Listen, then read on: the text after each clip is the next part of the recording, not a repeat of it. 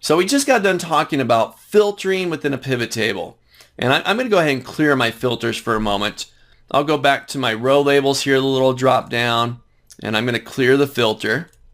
That's off of the type, and I'm going to do the same thing for my salespeople. And I'll go up here to my month, and I'm going to clear those out as well. I'll just go back to all.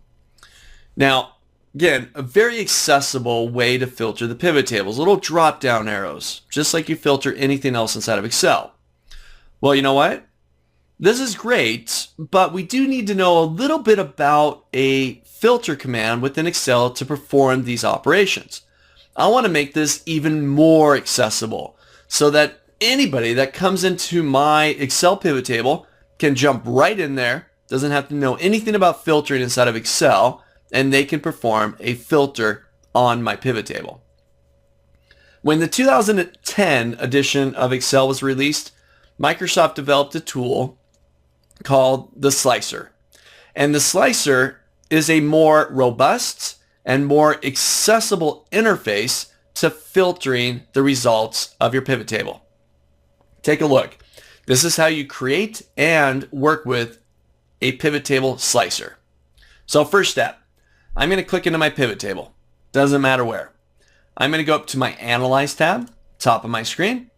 About halfway through, you got a section called Filter. And I'm going to insert a slicer. So first step here, as I insert a slicer, I now get to pick how do I want to slice or how do I want to filter my pivot table. Well, you know what? I've got product and salesperson out there already. I got month. Let's grab the region. I'll select region. I'm going to hit OK. And this is my slicer. It's a kind of a dashboard element, a nice accessible little interface here where all I need to do is click on one of the values like north and it filters my pivot table. I'll grab west. Got Bishop in the west who sold these. I got central. Ooh, Lee and Watson are part of the central region. I'll hold down my control key and select south.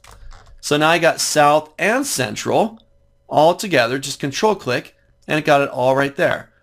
But a nice, accessible user interface to be able to interact with this table and quickly filter the results. This is your slicer tool. And again, all you need to do, click into the pivot table, go to the Analyze tab, and insert a slicer. Grab one of your columns, like this time maybe I'll grab the year. I'll hit OK. Now I've got two slicers, year and the region. And I can resize these guys. Let's make them a little bit smaller, or perhaps I want to stack them on top of one another. And I'll select 2014. There's my data. I'll grab West. Let's grab 2013. So now I've got two little slicers here where I can interactively and very accessibly access the filtering portion of our pivot tables. Let's try this one out. Create that more accessible environment for anybody that comes into your reports now. A quick little slicer. Click into your pivot table, hop up to the Analyze tab, insert a slicer, and now you can have this nice little interface to be able to filter your pivot tables.